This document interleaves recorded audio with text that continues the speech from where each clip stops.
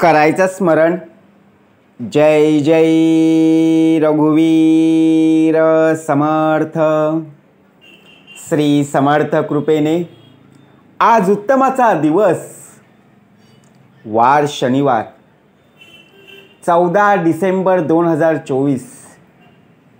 फार फार उत्तमाचा दिवस, सामर्थ्याचा दिवस, श्री दत्त जयंती.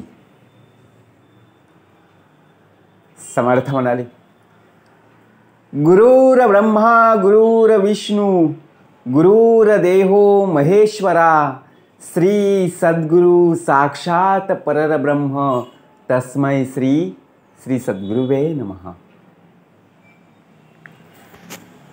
दिवस उत्तमाचा आहे, सामर्थ्याचा आहे. आपल्या जीवनामध्ये, आपल्या आयुष्यामध्ये आज पाहायला जर गेलो, भला मोठा ज्याप्रमाणे आपली जशी मागणी असते त्याचप्रमाणे पुरवठा करणारा श्री सद्गुरु साक्षात परब्रह्म आहे. कारण भला मोठा सामर्थ्याचा दिवस आज आहे, श्री दत्त जयंती. ब्रह्म विष्णू महेश, तीन मुखी दत्त,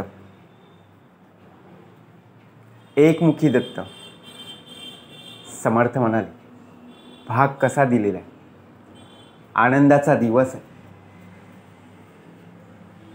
ज्याप्रमाणे आपण एखाद्या ऑफिसमध्ये आपण काम करत असतो, वर्षभर बघा प्रत्यक्षपणे आपण काम करत असतो. दर महिन्याच्या महिन्याला आपल्याला बरोबर काय मिळत असतं, पगार मिळत असतो की नाही. परंतु पगारा व्यतिरिक्त आपल्याला दिवाळीचा बोनस सुद्धा दिला जातो. मग आजचा दिवस सुद्धा बोनस प्राप्त करून घेण्याचा आहे. आपल्या अंतरी काय हवं, तर परमेश्वराचं स्मरण, नामस्मरण, उपासना आपल्या मुखामध्ये असली पाहिजे. दिवसभर प्रत्यक्षपणे सकाळी लवकर उठून प्रभाते मनी राम चिंतित जावा, पुढे वैखरी राम आधी वदावा, सदाचार हा थोर सांडू नये तो, जनी तो चितो मानवी धन्य होतो. आपली प्रभात काळ प्रत्यक्षपणे स्मरणापासून सुरुवात करावी.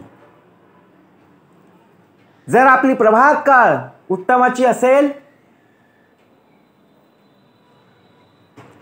तर दिवसाची सुरुवात सुद्धा उत्तमाचीच होणार. का भाग दिलेला आहे, ब्रह्म विष्णू आणि महेश, तीन मुखी दत्त. आणि आज सुद्धा भाग आहे श्री दत्त जयंती. सकाळ, दुपार आणि संध्याकाळ म्हणजे रात्र. विचार करा, आपण सकाळी काय बोलतो, जे बोलायचं आहे ते सकाळी वेगळं बोलत असतो. दुपार झाली की आपले शब्द आपोआप बदलले जातात. आणि रात्री बघा, म्हणजे प्रत्यक्ष आपलं मन ठिकाणावर नाहीये. म्हणून भाग दिलेला आहे एकमुखी. प्रत्यक्षपणे आपल्या मुखातून त्याचं नामस्मरण झालंच पाहिजे. मुखी राम त्या काम भादू शकेना, गुणे इष्ट धारिष्ट त्याचे चुकेना. का भाग मांडावा लागला, कारण दिवस उत्तमाचा का आहे.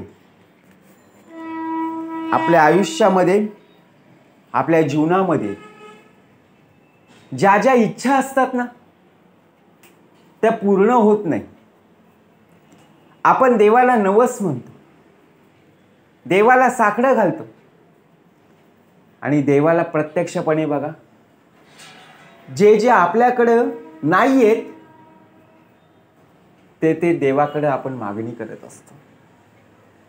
प्रत्येकाचा भाग एकच, पण सगळ्यांची बोलण्याची पद्धती वेगळी असते. मग आपलं जे निवेदन आहे, आपला नवस आहे, आपलं साकडं आहे, ते देवाच्या चरणापर्यंत केव्हा पोहोचेल?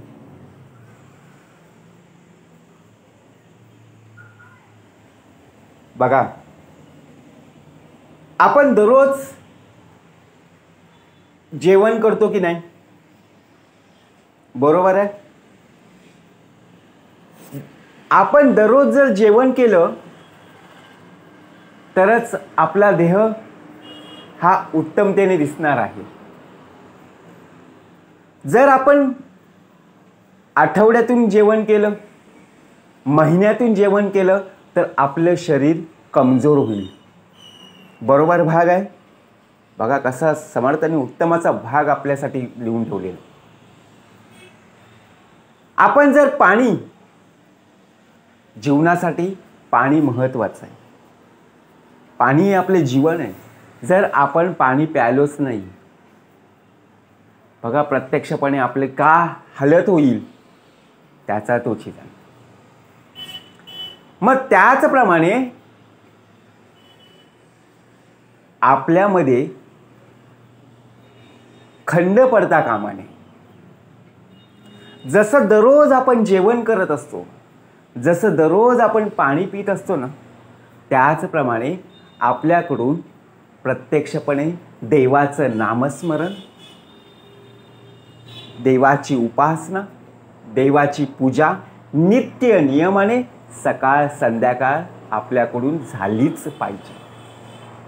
समर्थ म्हणाले, किती प्रसंग येऊ दे, किती संकट येऊ दे, होणार ते होई नका, जाणार ते जाई नका, तुटली मनातील शंका जन्म मृत्यूची. कारण प्रत्यक्षात जर पाहायला गेलो ना, संकट आलं की लोक आपल्या मदतीला कोणीच येत नाहीये. सांभाळणारा तोच आहे, करता करविता तोच आहे. मग आपल्याकडे जेव्हा पुण्याई असेल, त्याच पुण्याईतून, त्याच शिलकीमधून आपला देह वाचला जातो. मग तसंच भाग दिलेला आहे. बघा, आज श्री दत्त जयंतीचा भाग आहे. दिवसाची सुरुवात आपली उत्तमाची झालेली आहे.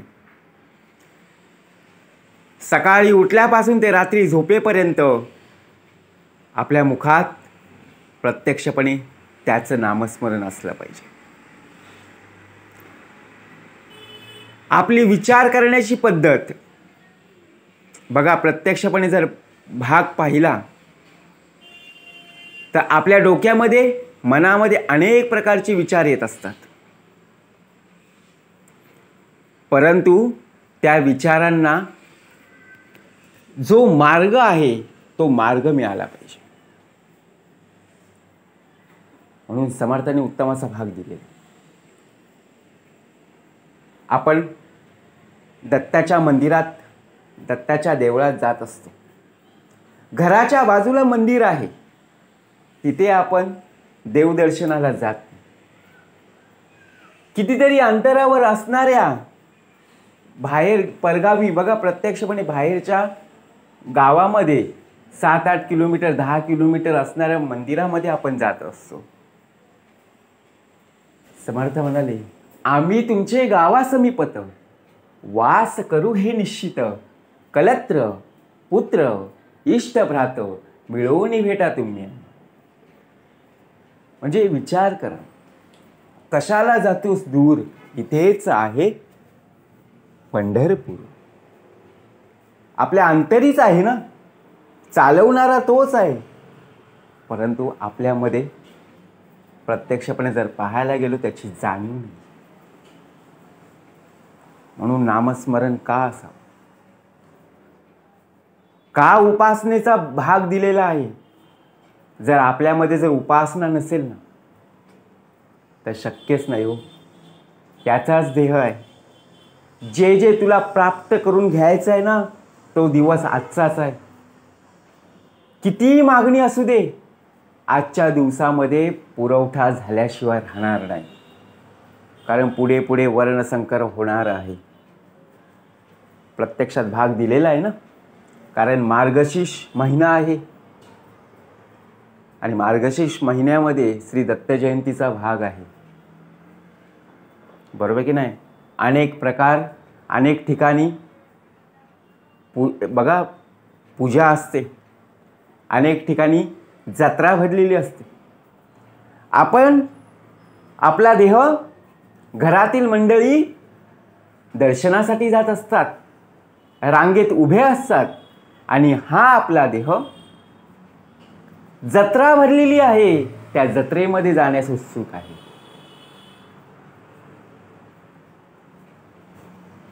बघा, म्हणजे आपण देवाचं दर्शन घेत नाही. फक्त जत्रामध्ये काय काय, कुठे कुठे पदार्थ आहेत, कुठे कुठे वस्तू आहेत, कोण कोण आलंय, बघा अनेक प्रकारचे प्रश्न त्याच्या डोक्यामध्ये असतात. परंतु मंदिराच्या बाजूने जाऊन मंदिरामध्ये असणाऱ्या बघा प्रत्यक्षपणे परमेश्वराची भेट घेत नाही. विचार करा. आणि प्रसंग ज्यावेळी येतो ना,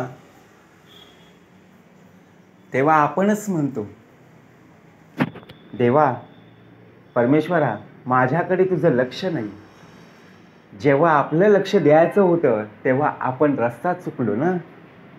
म्हणून समर्थ म्हणाले, कर्म उत्तमाचे पाहिजे, परंतु देव कधी कोणावर रागवत नाही. देव कधी कोणावर रुसत नाही. कारण दिनाचा दयाळू, मनाचा मवाळू, स्नेहाळू कृपाळू, जगी दास पाळू, तया अंतरी क्रोध संताप कैचा, जगी धन्य तो दास सर्वोत्तमाचा. क्रोध आपल्यामध्येच आहे, राग आपल्यामध्येच आहे, बरोबर की नाही? रुसवे फुगवे आपल्यामध्येच आहे, देणाऱ्याचे हात हजार आहेत. म्हणून बघा प्रत्यक्षपणे का दर्शन व्हावं, का आपल्या प्रत्यक्षपणे बघा मुखामध्ये पुन्हा पुन्हा समर्थ म्हणाले, का मुखामध्ये असलं पाहिजे नामस्मरण? कारण कलियुग आहे. या कलियुगामध्ये आपला जन्म झालेला आहे आणि या कलियुगामध्ये आपण जन्म घेऊन प्रत्यक्षपणे त्या कलिकालाला सुद्धा नमस्कार आहे. कारण त्यातून सुद्धा आपल्याला सुटायचं आहे. भाग साधा सुद्धा नाहीये, बरोबर की नाही? समजून घेण्यासारखं आहे. प्रत्यक्षात जर पाहायला गेलो, उपासना, पूजा आपल्याकडून का व्हावी, सकाळ संध्याकाळ आपल्याकडून का नित्यनियमाने पूजा झाली पाहिजे? जर आपण आपला देह जर उपासनेमध्ये नसेल, पूजेमध्ये नसेल, भक्तिमार्गामध्ये नसेल, नामस्मरणामध्ये नसेल, तर शेवटी आयुष्य हे व्यर्थ आहे, जीवन हे व्यर्थ आहे ना. म्हणून ज्याप्रमाणे आपल्याला जन्माला घातलेलं आहे, आपली शिल्लक आहे, म्हणून आपण या पृथ्वी तलावर आलेलो आहोत. प्रत्यक्षपणे जर पाहायला गेलो, आपली जोपर्यंत शिल्लक आहे तोपर्यंत आपण या पृथ्वी तलावर असणार आहोत. म्हणून समर्थ म्हणाले, हेची दान दे गा देवा, तुझा विसर न व्हावा, ही संतांची शिकवण आहे. आपल्या मुखामध्ये 24 तास जपा असलंच पाहिजे. आणि आजचा दिवस खूप महत्त्वाचा आहे, सामर्थ्याचा आहे. जेवढी काही बघा प्रत्यक्षपणे मागणी असेल तेवढी मागा, नक्कीच पुरवठा करणारा श्री सद्गुरू साक्षात परब्रह्म आहे. फक्त मागणं असलं पाहिजे, बरोबर की नाही? विश्वास असला पाहिजे. म्हणून आज श्री दत्त जयंतीचा भाग आहे आणि त्याचप्रमाणे आपली मागणी आहे, त्याचप्रमाणे पुरवठा नक्की होणार, यात शंका नाही आहे. जय जय रघुवीर समर्थ.